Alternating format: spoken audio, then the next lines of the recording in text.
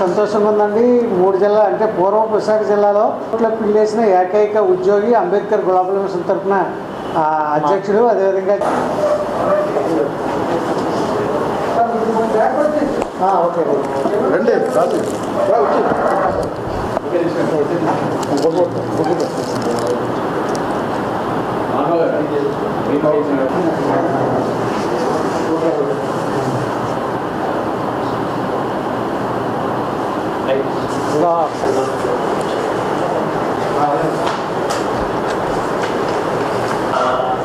దీనికి సన్మానం చేయాలనుకుని మేము నర్సీపట్నం వచ్చాము.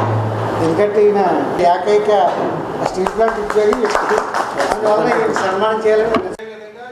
ఈ రివ్యూ పిటిషన్ ద్వారా మేము గౌరవ సుప్రీంకోర్టు వారిని కోరుతున్నాం.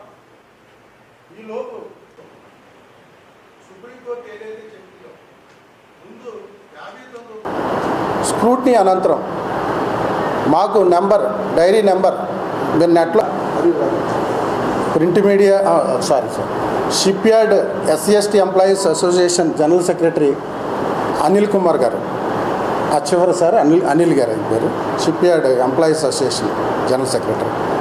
ముందుగా ప్రింట్ మీడియా, ఎలక్ట్రానిక్ మీడియా మిత్రులందరూ కూడా ధన్యవాదాలంటే ఈ కవరేజ్కి, ఈ ప్రెస్ మీట్కి ఇచ్చేసిన మీడియా సోదరులందరూ కూడా మరొకసారి ధన్యవాదాలు. 1994లో MRPS పేరు మీద మా సోదరులు కొంతమంది ఏర్పాటువాదులు ఏర్పడి, MRPS అంటే మాదిగ రిజర్వేషన్ పోరాట సమితి ఏర్పడి, అప్పుడు ఉమ్మడి ఆంధ్రప్రదేశ్లో ఉమ్మడి రిజర్వేషన్స్ భారత రాజ్యాంగం ద్వారా బాబాసాహెబ్ అంబేద్కర్ గారు 341 ఆర్టికల్, 342 ఆర్టికల్ ద్వారా భారత రాజ్యాంగం ద్వారా రిజర్వేషన్స్ కల్పించడం అనేది SC/STలకి జరిగింది. భారత రాజ్యాంగం ద్వారా ఉమ్మడి రిజర్వేషన్లకు ఉన్న దాంట్లో ఎక్కువ వాటా ఉమ్మడి ఆంధ్రప్రదేశ్లో మాలలే తినేస్తున్నారు. మాదిగులు మేము జనాభా పరంగా ఎక్కువ మంది ఉన్నాం. మాదిగులకి అన్యాయం జరుగుతుందనే ఒక ఏర్పాటువాదులు కొంతమంది గ్రూపుగా ఏర్పడి MRPS స్థాపించి దాని ద్వారా మాలల మీద రాష్ట్ర వ్యాప్తంగా విషం చల్లడం జరిగింది.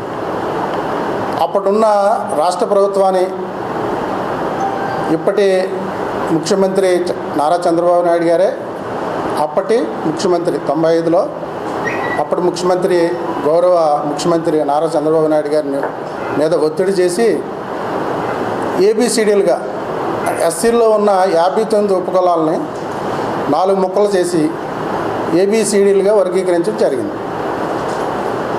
జరిగిన తదనంతరం అది హైకోర్టులో మాల మహానాడు తరపుని అప్పుడు EV చెన్నయ్య గారు, PV రావు గారు ఫీజులు తీసుకోకుండా మినిమం ఛార్జెస్తో సుప్రీంకోర్టులో కేసులు వాదించి గెలుస్తున్న మిస్ కుమారి దిశా వడేకర్ గారిని పట్టుకుని మేడం ద్వారా మేము సుప్రీంకోర్టులో SC/ST వర్గీకరణ వ్యతిరేకిస్తూ, ముఖ్యంగా ఆంధ్ర తెలంగాణలో ఉన్న SC 59 ఉపకులాల తాలూకా విద్య, ఉద్యోగ, ఉపాధి రంగాల్లో కొన్ని స్టాటిస్టిక్స్ ఇవ్వడం వల్ల, అంటే ఓవరాల్గా చాలామంది రివ్యూ పిటిషన్లు వేశారండి.